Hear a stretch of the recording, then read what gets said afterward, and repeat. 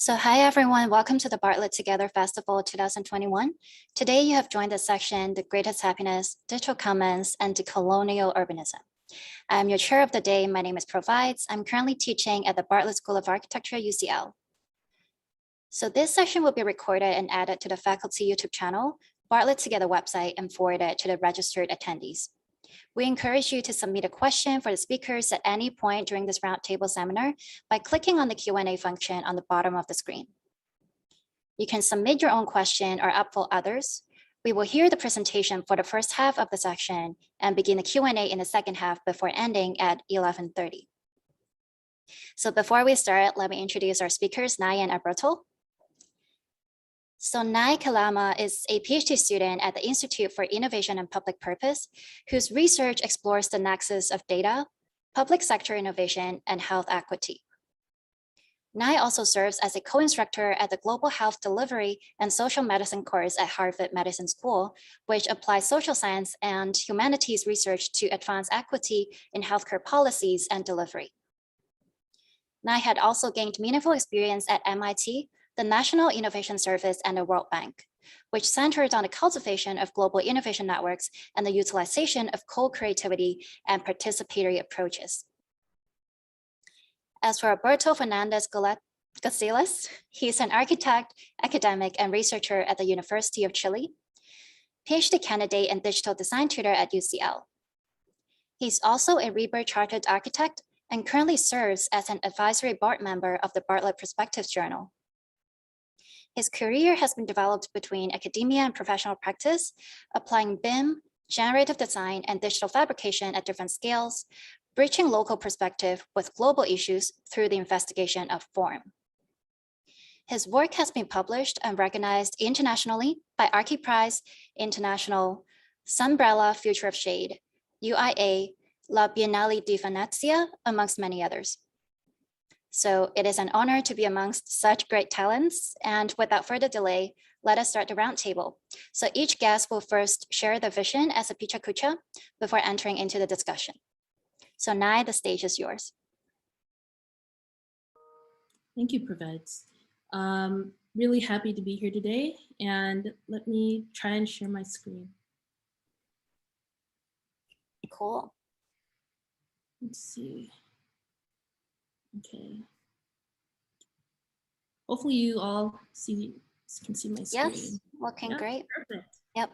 So I'm really excited to be here today. I had an opportunity to kind of talk more about things I love talking about, which are decolonial theories. And in particular, I look at data colonialism. And so looking at how we can think about data justice issues using decolonial theories.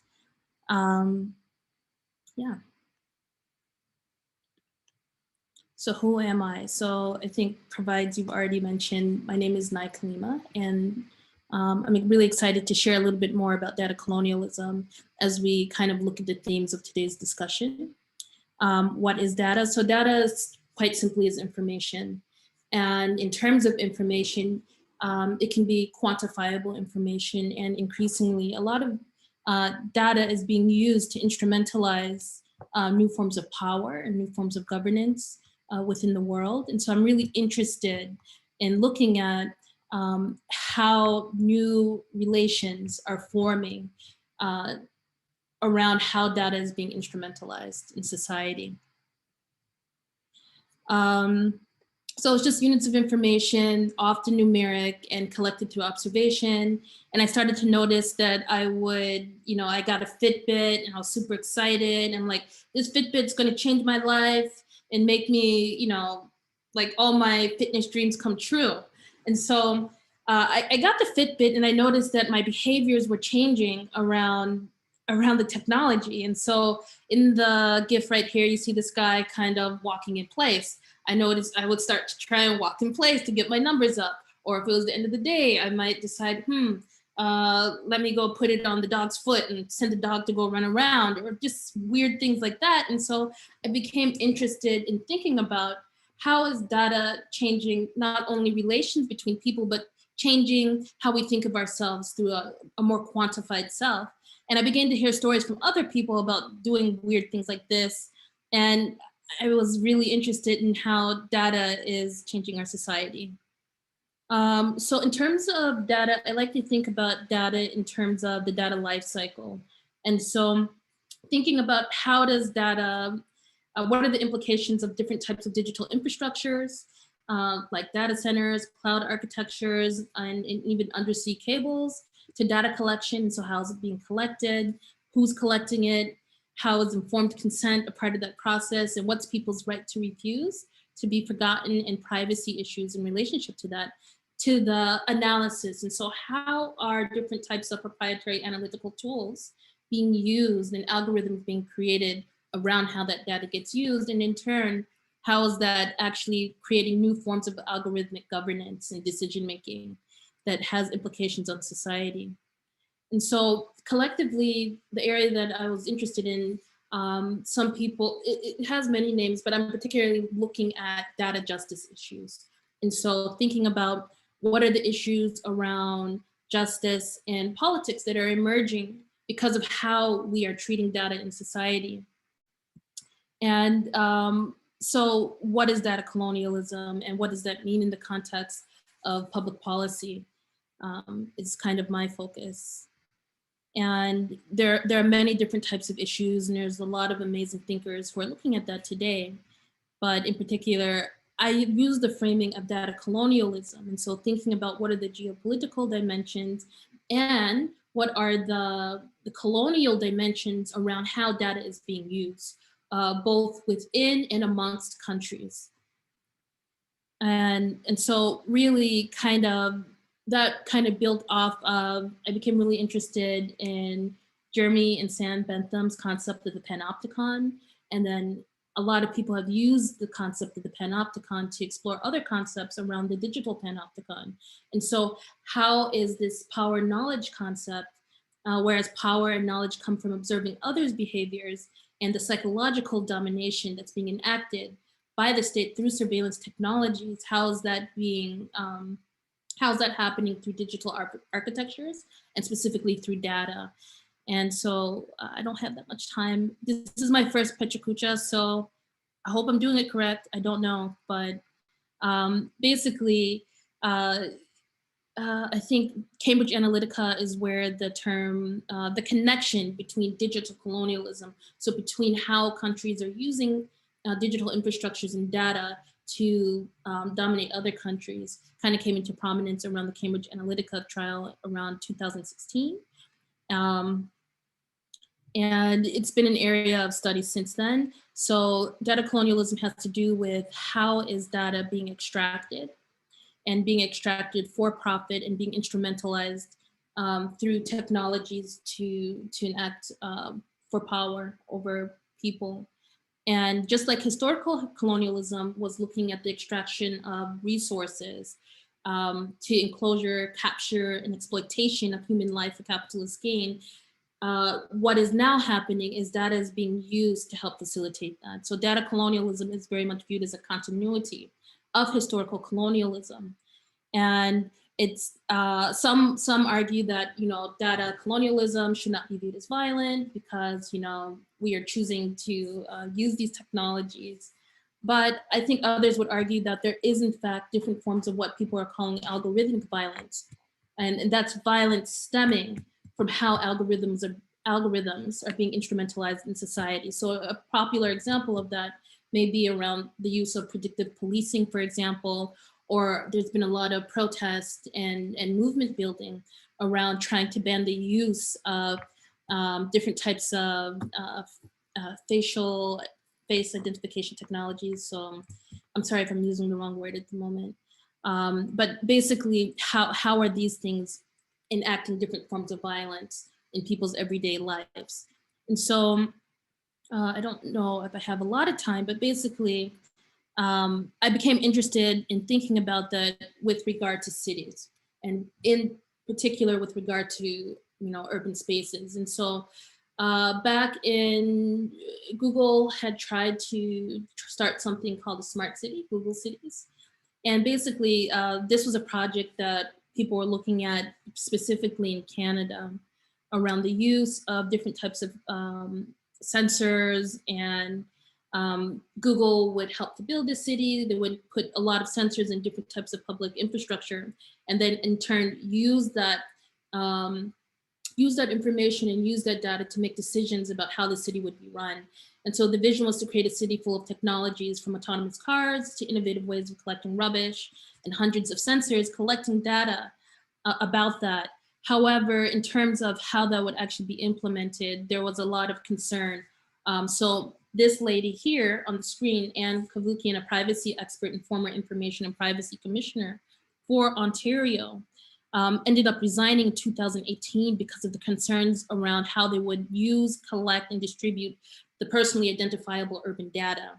And there was calls for the de-identification of that data.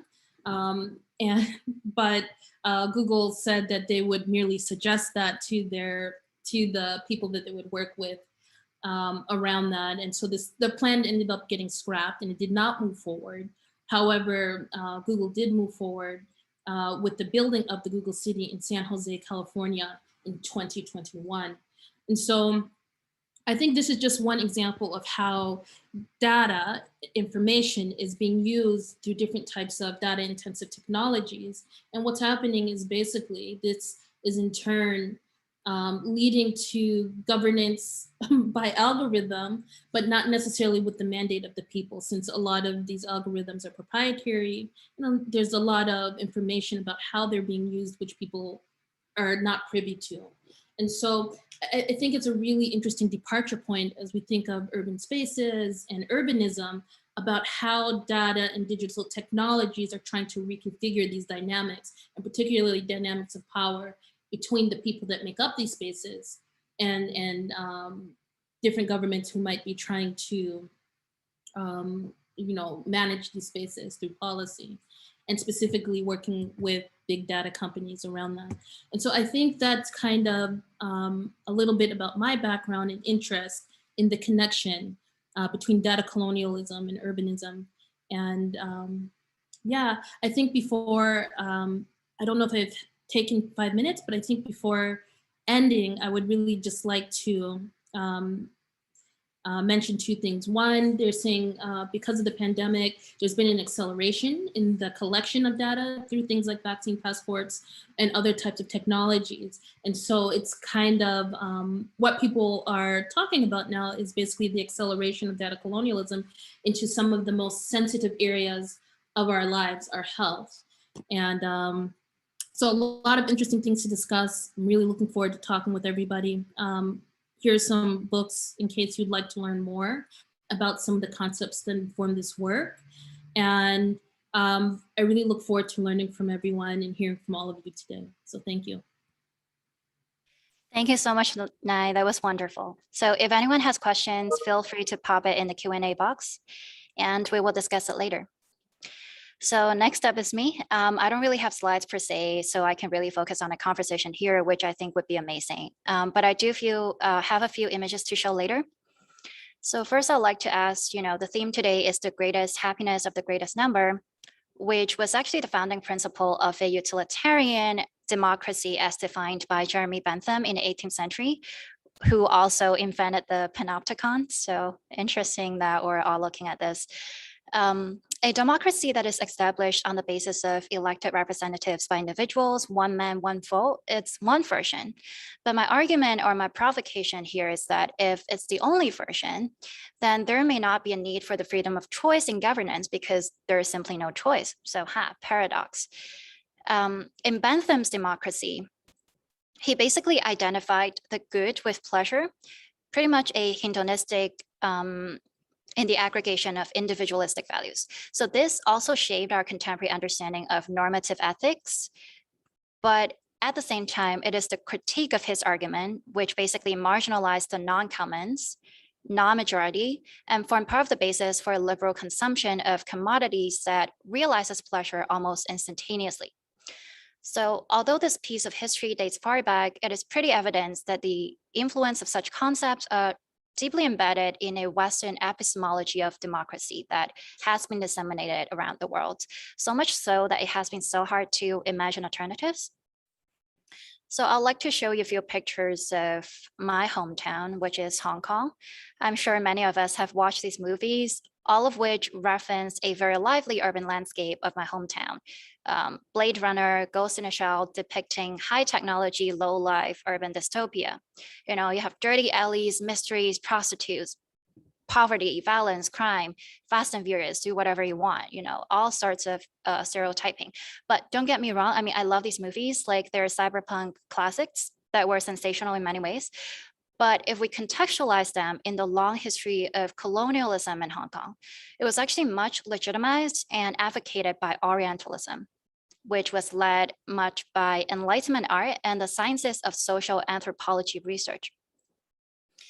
And as in Edward Said's 1978 analysis, these beautiful paintings result in consequences for collective consciousness and social realism. So he argued that the West essentializes Eastern societies as static and undeveloped, thereby fabricating a view of Oriental culture that can be studied, depicted, and reproduced in the service of imperial power. Implicit in this fabrication is the idea that Western society is developed, rational, flexible, and superior, and that there are almost no alternatives to civilized organizations beyond a Western epistemology. So it is exactly with these depictions of other cultures that the imperial power was able to colonize in the name of supremacy. And this is the power of the image. So if there is any use in studying history, it is to be able to mirror the past and help us in understanding where we are today, that we're not repeating our footsteps and misinterpreting ourselves as a collective.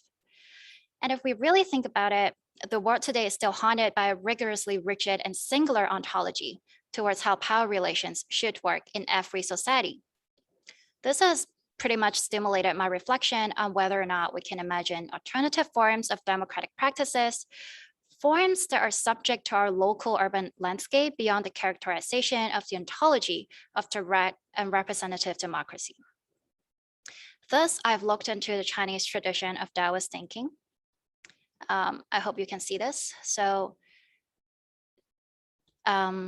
yeah, Tao is a 2000 years old Chinese thinking, a system science that observes the hidden rules, paths, or ways of the universe. Its relationship with everything that existed and the delicacy of coexistence operating within universal rules. So if you look at this, this is basically an etymology of the word Tao, which was used on oracle bones from the 17th century BC. It was first written as a man in the middle of the cross path. And then it was transformed into a mind at a cross path, walking and stopping. Its connotation is to think and walk one moment and stop the next. So at the time, some would replace walk with pull, meaning to lead and be led by the way. Now, my takeaway from this piece of history is that Tao focuses on self-cultivation, a freedom that is based on culture and its everyday practice as consensus. Li Jiao basically means logics and thinking about the larger system or the environment that an individual is in. Now, just to quickly conclude, to orient this in today's data-infused landscape, one way to think about this is the use of big data in studying models of cosmology, which basically prompts a rethinking on how we see AI, artificial intelligence, and other algorithmic tools that are not so much a piece of static machinery, but sets of distributed learning networks that are inductively trained on evidence-based data. A collaborative intelligence informing a statistical boundary of democratic practices from our localized tacit knowledge. This may also illustrate a means by which we may escape the personal condition of data for the establishment of a commonwealth by helping us in constituting models of self-understanding as a cosmo or a cosmopolitan of not just our own social biological organizations, but also that of nature and machines towards homeostasis. So this is where I'll leave you, and thank you so much. Alberto, the stage is yours. Thank you very much. I'm just dealing with my internet connection as usual.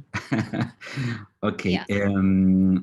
I'm going to share my screen now. On this desktop, yeah. So, trying to find the presentation. Yeah, perfect. Cool. let's see.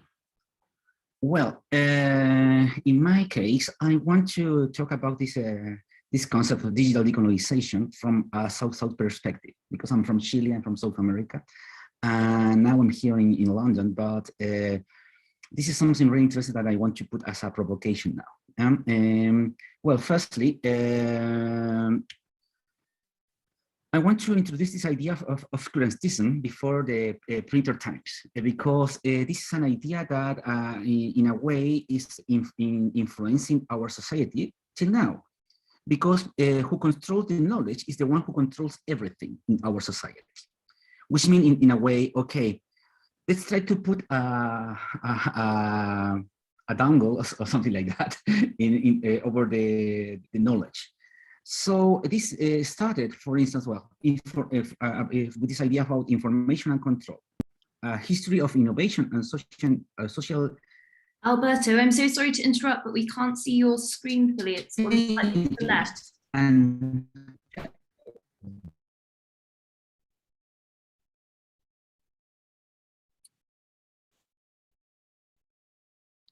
Alberto, are you still here?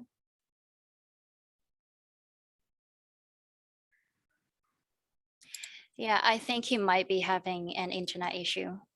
If we give him some time, he might be back. Well, physical and digital literacy. Hello. Hi. Hi. Cool. Yes, now we see you. Yes, I had a problem with Wi-Fi.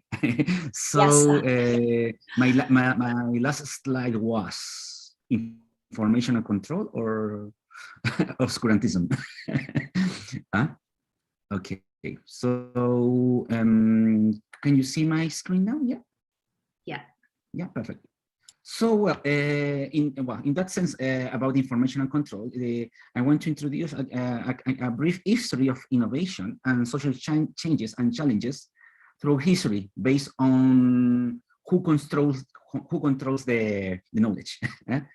So firstly, we need to understand that knowledge firstly was transmitted by voice only, you know, if you face-to-face, peer-to-peer, or nothing more.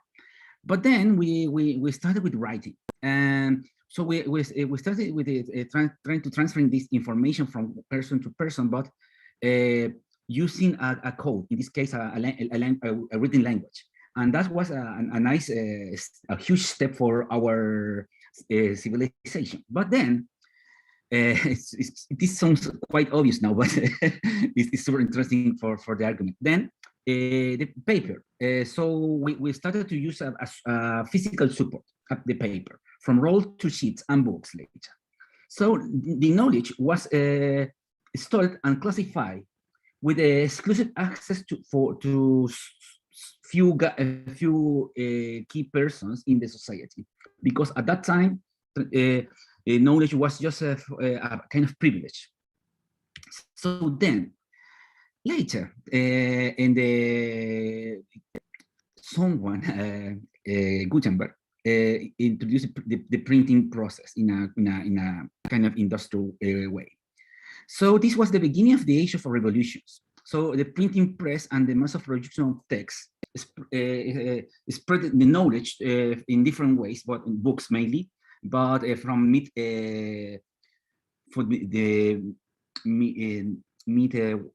say 1450, starting 1460, and since that day, for instance, in less than 100 years, we jump just in Europe from around 1,000 of books to more than 9 millions. So that is the scale of the difference that we face at that time. So curiously, or not so curiously, maybe it's not so curious, in parallel with this phenomenon later, we started with social and economic revolutions emerging gradually after this important fact in the history. So we have, for instance, American revolutions, not just not North America, American in general. So North and Central South America, and gradually, together with the French Revolution, then finally we faced different social changes, and as well we started with the in parallel with the Industrial Revolution. which is at the end change everything, the shape of our cities, as well the shape of our society in an organizational level. So trying to imagine that when just spreading the knowledge from 1,000 to millions, we changed the way in which we were thinking our society in different levels. So what happened next? So in 1936, well, if you know a little bit, Alan Turing introduced the theories and concepts of computation and algorithms, and this was the beginning of the digital revolution, because he created the foundations of the modern computing process that we are using till now.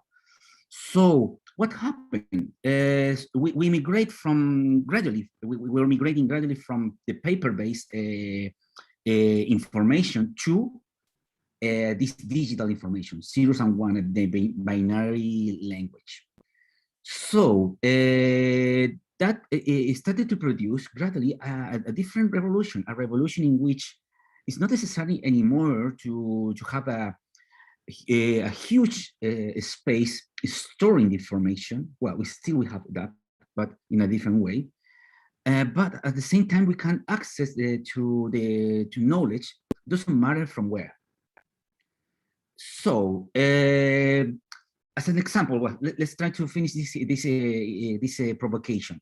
So, from printing to digital content distribution, we started with the first use of desktop computers from mid-60s to the massive use of PCs starting from the 80s. So this privilege of having a computer, it became something as business as usual. Yeah, that is the main concept behind this. And then later, and finally, the mobile phone, the mobile phones from early 80s to smartphones, which was introduced firstly in 2007 with the first iPhone. In that was the milestone to at the end, the beginning of this new revolution, the revolution of content, a portable content. Doesn't matter from where. At the end, I can access to my information through my smartphone. So what's now? Because with this provocation, I crossed 3 different shapes of our city. Well, maybe more, but this is just a brief. From this medieval or this urban shape, quite compact and being protected by walls. So trying to protect this knowledge, yeah, trying to keep that idea, that society creating this shape as urban private and public space. Then we have we face this idea of the industrial city. The industrial city as a machine that is producing everything. We were living in a machine of a production, of mass production, and that was the image of our cities in this industrial revolution. But now, in theory, we are facing this other city, these mega cities, these with millions of inhabitants there, growing in an horizontal, in a vertical way, without control between commas. But this is the city that we are facing now, or maybe it's something more. Because what is our reality now? Because this is the last provocation. Now maybe we are jumping from our mobile devices to something more. So I'm here. I'm adding in this presentation this concept of VR, AR, and mixed reality. So in one hand, we have the isolated experience, living in a completely virtualized environment, completely unreal in theory, but inside we are interacting with information as well, with people coming from different parts of the world. As well, we have the augmented reality or augmented experience in which we are getting information from our city. And the mixed reality is the interaction with this information in our real environment. So it's now this environmental information is in a physical and a virtual mode. It's a kind of 100 plus 100% reality. It's something as a plethora of data coming from both sides to our heads, to our eyes, to our ears, to our feelings, to our creating different sensations, different levels of experience in our day life. So trying to end this in, I'm not sure, I think I'm okay with the 5 minutes. We have this, for instance, just this our cell phone, okay, our mobile phone, getting information from the environment, but at the same time, we have this other thing, which is almost my last slide. New revolutions are coming thanks to this way of communications. As an example, this one coming from my country, which is the new constitution revolution, which started in 2019, at the end of that year. It was organized just by using social media. So this communication, this quite decentralized communication of using cell phones, using different ways of messaging, voice messaging, etc. And then we are well, in that way, this revolution is a different phase of the same thing. Is this a revolution that is trying to create freedom or freedom? We don't know, because we are jumping again to a different level of society in which at the end we are dealing not just with the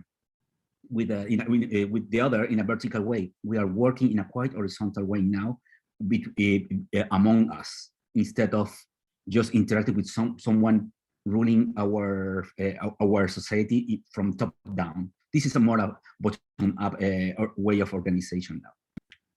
Thank you very much. Thank you so much. That was brilliant to actually know a bit of the Chilean context. Well, cool. So now we will have 20 minutes for the roundtable, and then we'll keep taking questions as provocations. Maybe we can also just start with a question that Hao Ran was asking. Can data colonialism be understood simply as the application of data from one region to another? Mm-hmm. So I feel like this is quite an important issue within all of our discussions, that we're three person with very different ethnicity background, and also we're coming together to talk about how data can be transferred from one region to another. So I feel like this question is pretty much on point. Nai first? Nai? Nai? Yeah. Yeah, I'm happy to jump in.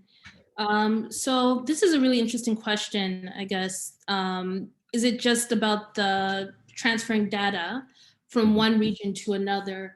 That's a part of it, but that's not all of it. And so, for instance, data colonialism, it's about the extraction of data that's in turn being used to make different types of, or to operationalize different types of technologies that are in fact having governance over people's lives. And so in some cases, it could be thought of as, maybe in the case of like Facebook, they had a project, the Free Basics program, where they're providing a lot of internet access, particularly for people in areas where internet is very expensive. And they were looking at doing a project where they would build, what is it called? Internet tube, semiconductor tube, basically all around the continent of the African continent. But in turn, what happens is the way that this data gets used. And so in some cases, that data might be get used so that Facebook can have some sort of market dominance in these places, or political influence down the line, which we have seen in some other cases around the 2016 US election, and even the elections that went on in Kenya.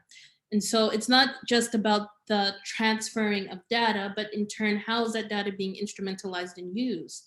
And who has the power to manipulate how that's being used?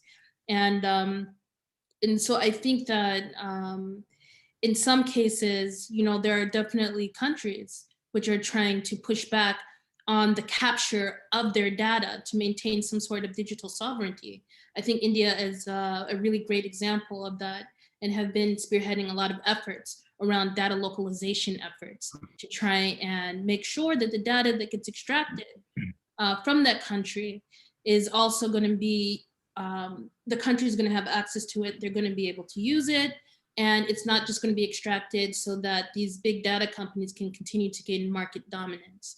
And so part of it, it's about how it moves between different areas, but then even in the case of, there was an NHS, they call it the data scandal. I don't know if anybody else does that, but in some of the movement circles where they were trying to partner with Palantir around using health data to try and improve their systems, but people objected to, partnering with a company that has close ties with the American CIA in order to do that. And so I think that it's not always just about the transfer of data, but how are different types of analytical tools, how is it going to be instrumentalized in society, who will benefit from that versus who is left out. It's a part of how people think of data colonialism as well. But thank you for this thoughtful question. Yeah, I think this has stimulated for me to think that maybe like the sort of data colonialism or data justice or all these things that describe who is actually served by data. I was stimulated to think, what if we have social economies in the form where we are voluntarily contributing data for a common good? Like, for instance, we would be seeing in open source communities, we would be seeing blockchain communities where they're contributing data because there's a common goal that they want to steer the system towards, as opposed to being collected as data or being handled as a sort of behavioral patterns by a third party. So I was stimulated to think this might also be a way we can have a collaborative intelligence where we're not focused on the tacit knowledge in our behavior, but the tacit knowledge that we're willing to share or we actually make the effort to describe. Yeah, in that sense, there's another process of, between commas, decolonization of this data, because as I described before, yeah, it was a kind of extraction of information from one side to other. But now we are living in this idea of content creation, but this content creation is coming out from anyone. So we are jumping in a maybe using or understanding this idea of digital decolonization. We are facing this concept of, okay, it's not coming anymore, this information from a specific source. It's coming from, doesn't matter from where. It's just content crossing boundaries. And a content can be created from 1 a.m. here in London, in less than 1 hour, it could be viral, because it's going to be spread throughout the whole network without control. So in that sense now, yeah, it's a kind of illusion of horizontality, but we are using platforms that are being controlled by someone, which is really, really important. We can't share whatever we want. We are sharing, or we are creating content according to few regulations. So which kind of freedom we are now? Question. Because just as an example, thinking about these social revolutions, the one we were living in Chile. Okay, this started in a kind of self-organized way of revolution, yeah. But at the end, it was now something self-organized, or it was a kind of it was following a kind of a script spread throughout this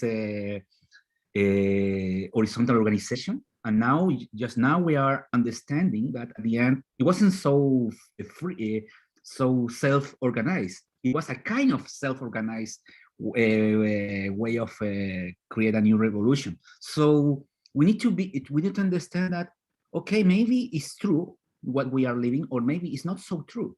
It's real or not so real. So we are changing a model of colonization maybe to another one, but we don't know yet because we are still in the process. Interesting. And related to this topic, there is another question coming up. It's basically saying that a lot of the master plans for Africa 2030, 2050 are by architects from a mixture of Western nations, United States being one of the superpowers. And the intention is to change the cities in Africa, namely Accra, Ghana, to smart cities. So with these Western countries not able to decolonize data in their own countries with citizens from the diaspora, what are the danger of these Western powers shaping smart cities in Africa? Will they be inclusive? Will they be ethical? So this question was by Priscilla Wabi. I hope I pronounced her name right.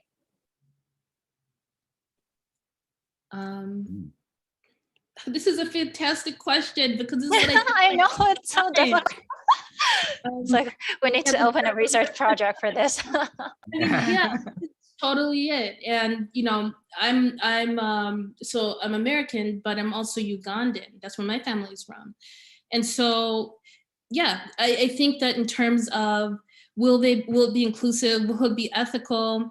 I think that that's going to have a lot to do with the ability of countries to negotiate that, and it's not easy. And so, like for instance, there's been a lot of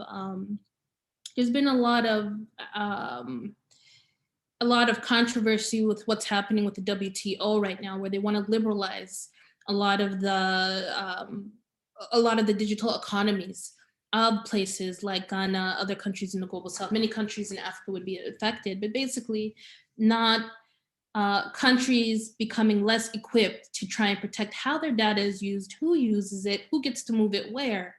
And I think that part of, you know, movements and a lot of policymakers in these places are thinking about, you know, how can we maintain our digital sovereignty, not only because it has to do with, you know, how data is being used to produce wealth and these types of things, but also because of trying to maintain political sovereignty and these types of things. And so in terms of what's happening in Ghana, I would sincerely hope so, but I think that it's gonna need to involve a movement. So countries coming together and using their collective power to try and maintain control and agency over how their data is used, and in fact, how it in turn is instrumentalized in affecting their lives. But I think that I think I can be a little bit critical of the idea of the smart city, because smart for whom and towards what ends, I think is part of the question. And I think it needs to involve, as I think provides, as you pointed out, how do you engage people around that? How do people, you know, build movements around maintaining agency and control over how this data is used and instrumentalized in their societies? And so, Priscilla, I love your question, and I don't have an answer, but it's definitely on my mind and the minds of a lot of other people looking at this issue. Yeah, maybe just adding on to that, I think one of the perhaps aesthetic or utopian ideologies, democracy is not what we're looking for here, but the consistent process of democratization. So it's not to have this idea where, okay, if we do this today, we're perfectly democratic, but more like, how do we ensure that we're opening up to our generations? Like, we're not stopping the work and effort.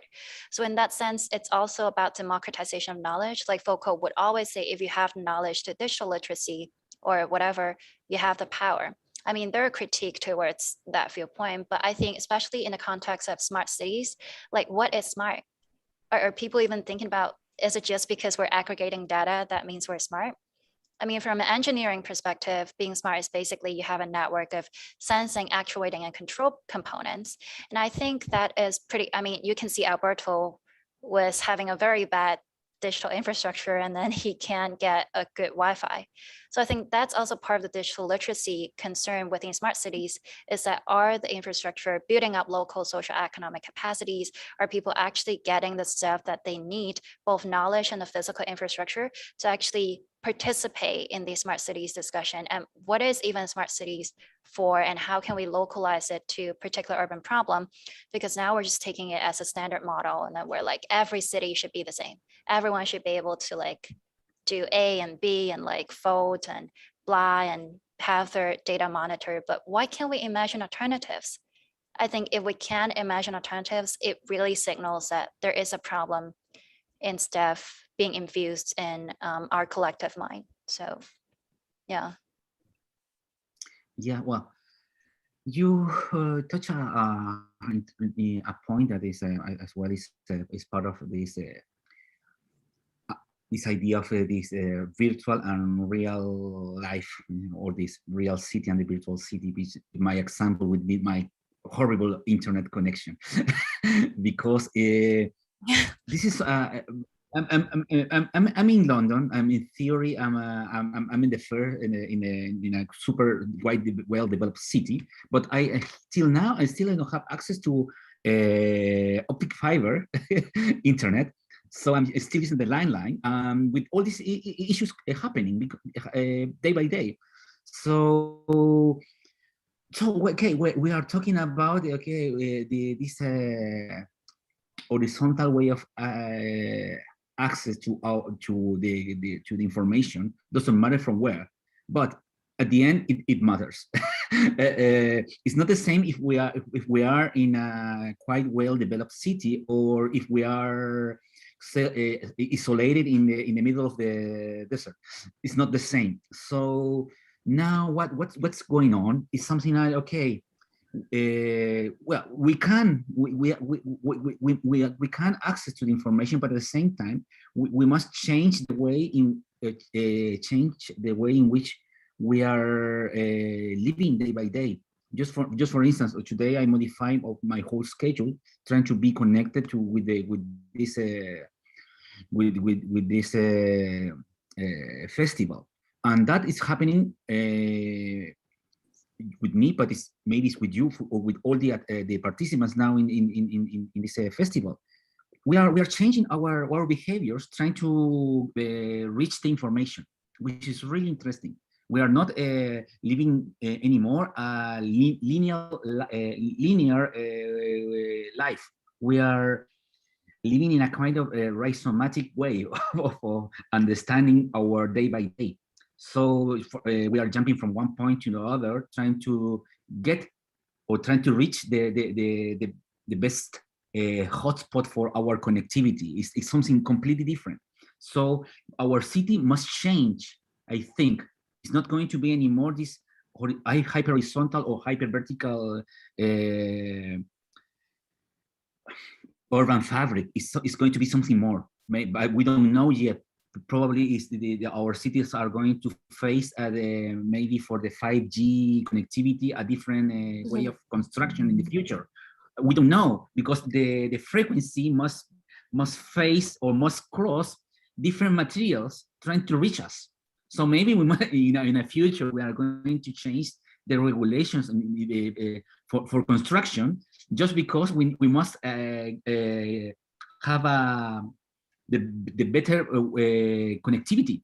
So maybe we must avoid some materials and trying to just trying to get the better frequency. So in our cell phones, or doesn't matter which kind of other device in the future. Yeah, so that's very interesting. That's a very interesting point about mobilization and 5G. I mean, technically, the advancement of 5G was basically you're using wavelengths that are much shorter, so more closer to like a microwave wavelength. And for that case, you can actually have a internet hub right at your house. So what it's basically doing on a social economic layer is that you can further frictionalize the digital infrastructure so that everyone can own their server in a house. I mean, that goes pretty well with like the blockchain distributed mindset, right?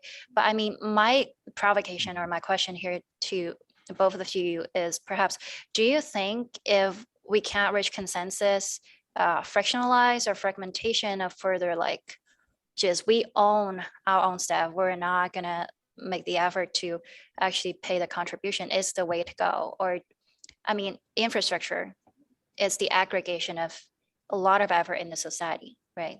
So I guess that's a question.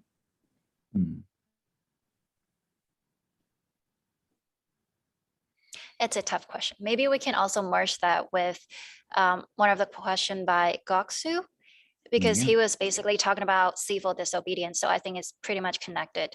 So he or she, I'm so sorry, was asking, what do you think about the Arab Spring events in Turkey or Alberto's example of Chile when you evaluate them in the context of using data and technology to create acts of civil disobedience?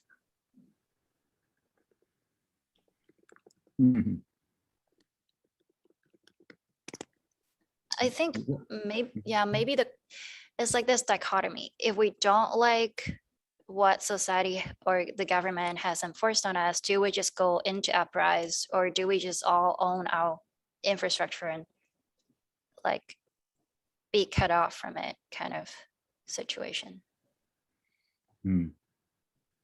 Well, this is something really interesting from the Chilean perspective, for instance, as we are a neoliberal experiment coming directly from the States from the 70s and being established at the beginning of the 80s.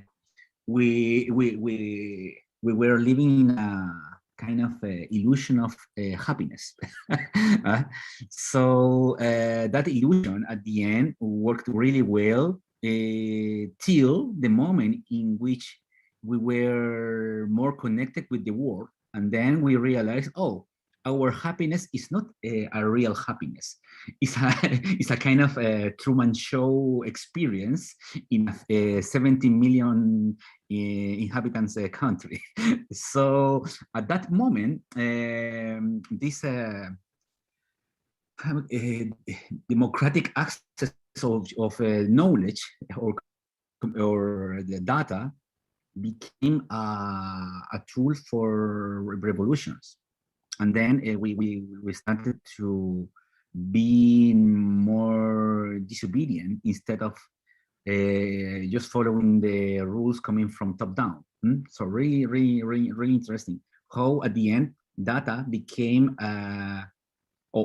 this data without control became a tool for freedom, because at the end we were not living freedom, just an illusion. Yeah, maybe just picking up on that, I think it was brilliant that Alberto was trying to problematize what actually is freedom. There's always this conception over, obedience and disobedience are like antagonistic to each other. But for instance, in a very traditional Chinese thinking in the Tao, one of the greatest thinker, Lao Ji, would basically say that men are born soft and supple, dead are they stiff and hard. Plants are born tender and pliant, dead are they brittle and dry. It's basically learning from our own social biology. Like if you look at our bodies, we can hug people because we're soft. I mean, we're soft doesn't mean that we don't have a structural integrity. We have bones, but we do cover the outside with like flesh. So then we're sort of like, let's say we're compromising part of our integrity, but we're forming a common integrity together when we're hugging. So that can be taken as a sort of commonwealth, like a consensus through being soft or obey certain social contracts. So I think that might be another way to think about it. But of course, it's subject to context and cases and the urgency of the crisis that's actually at hand. So.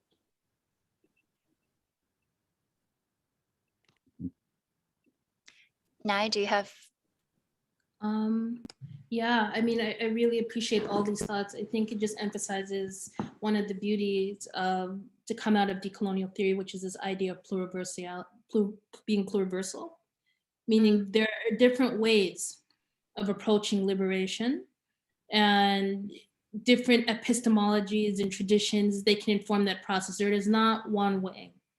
And so I think it's really interesting about how, efforts to try and make things fairer around the use of data and digital infrastructures can involve many different ways of approaching that. And I think that's one of the beautiful things about it. And so, yeah, I really appreciate being able to share this time with you, because I'm learning a lot. Yeah, I enjoy this conversation a lot. I think we are almost coming to an end. It's like 2 minutes to the close. So, I mean, if Alberto and I, you have like a sentence to sum up, or. Yeah. One, this is beautiful. And two, there's a really great community of people, Terra Commune, which is a community of activists and scholars who are really thinking about how can we continue to decolonize data from many different vantage points around the world. And so I'm just going to share a link in case there are people who might be interested in learning more about it. Thank you. Alberto? Something simple, but maybe really important. Let's try to be happy. Let's try to find happiness throughout freedom. And our data at the end is our data. This is really important. It's our information. So let's try to keep it in that way. Doesn't matter how, because at the end of the day, we are building this new society, and I insist we, not someone else. I think that Thank you so much. Yeah, I guess my last word would be that welcome to the Bartlett, welcome to UCL. And although we're meeting in this virtual format, we do hope that this conversation has given you some inspiration to conduct your study here. And we were very happy to share with you our experience. You feel free to get in touch with us if you wish to discuss more, because there are some questions that we didn't have time to actually finish them. And more pertaining to the topic, maybe for me, that sometimes these topics are, these are difficult questions. So thank you for posing them to us. And sometimes it's not black and white answers, because, there are very many multifaceted, very dynamic questions. And I also think that our solution should also be plural. It should, if we ever find that we in a situation cannot imagine other alternatives, then we should be aware that there's a problem there. So thank you, Nai and Alberto, and thank you, Bartlett, for this precious opportunity, and maybe see you at school.